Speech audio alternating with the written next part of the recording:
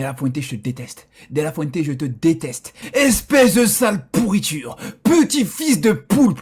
Comment ça, Yamal, il est blessé? Comment ça, Yamal, il est blessé? Donc là, je viens de me réveiller, les gars. J'ai pas déjeuné, j'ai rien fait, les gars. J'ouvre Twitter, j'ouvre mon téléphone. Première chose que je vois, Yamal blessé. Il sera pas là contre Valence. Il sera peut-être pas là contre Newcastle et peut-être même plus.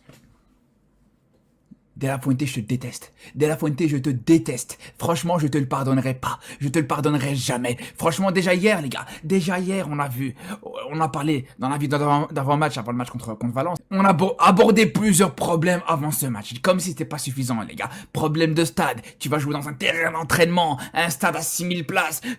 T'as plusieurs joueurs qui sont blessés. Plusieurs joueurs qui sont absents. Baldé. T'as De Jong qui est blessé. T'as qui d'autre? T'as Gavi qui est blessé. T'as Rafinha qui revient d'un déplacement en Bolivie, qui a fait le tour du monde avec le Brésil comme d'habitude. Déjà là, on n'était pas serein pour ce match contre Valence, mais tu perds Yamal.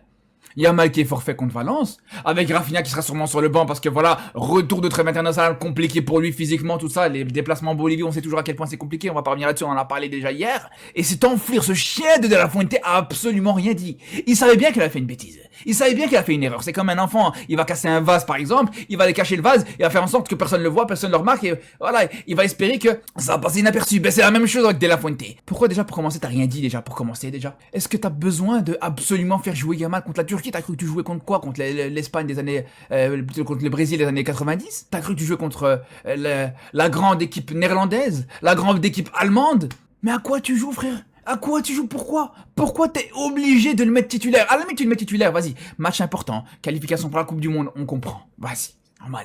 Ton meilleur joueur, tu vas le faire jouer, ok. Mais à la mi-temps, tu gagnais 3-0. 3-0, tu gagnais à la mi-temps. Est-ce que t'as besoin de continuer à le faire jouer, de faire encore rentrer en deuxième mi-temps?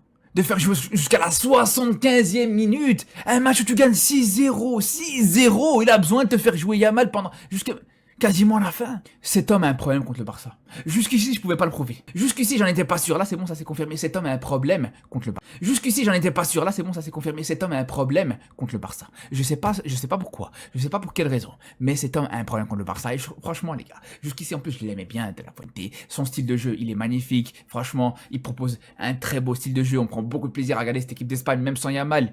Mais là, les gars, je vous dis, De La Fuente, là, je te parlerai pas. Là, je vous dis, De La Fuente, là, à deux doigts de rejoindre ma liste noire avec les Araujo, avec les Mbappé, avec les Dembélé, les gars, mon Death Note, les frères, il a deux doigts de le rejoindre. Parce que ça, c'est impardonnable. À la limite, voilà, t'as un problème contre le Barça, avec le Barça, voilà, il a souvent du mal à faire jouer et mettre en valeur certains joueurs du Barça, mais vas-y, ça peut se comprendre, vas-y, ça peut se débattre. Mais là, quand tu viens nous cramer nos joueurs comme ça, bêtement, mais franchement, mais tu te prends pour qui?